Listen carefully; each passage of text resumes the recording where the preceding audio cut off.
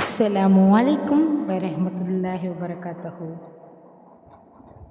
இஸ்லாத்தை ஏற்ற முதல் தருணம் அபூபக்கர் ரலியல்லாஹு அன்ஹு அவர்களை பற்றி பார்க்க போகிறோம்.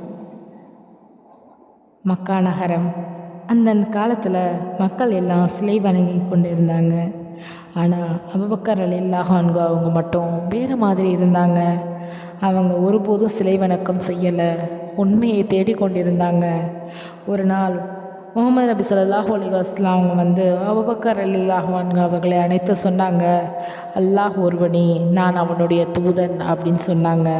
இந்த வார்த்தையை கேட்டவுடனே அபூபக்கர் ரலியல்லாஹு அன்ஹு அவங்க ஒரு நொடியும் யோசிக்கலை, எந்த சந்தேகமும் இல்லை, எந்த கேள்வியும் இல்லை.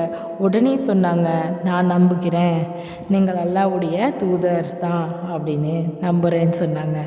சுபஹானல்லாஹ். இதுதான் இஸ்லாத்தை ஏற்ற முதல் பெரிய மனிதருடைய ஒருவருடைய நிலை. அதனால தான் அவருக்கு ஒரு பெரிய பெயர் கிடைச்சிச்சு, சித்திக், உண்மையை உடனே ஏற்றவர்னு. இந்த சம்பவம் நமக்கு என்ன சொல்லுதுன்னு பார்த்தோன்னா, உண்மை வந்தவுடன் தாமதிக்கக்கூடாது.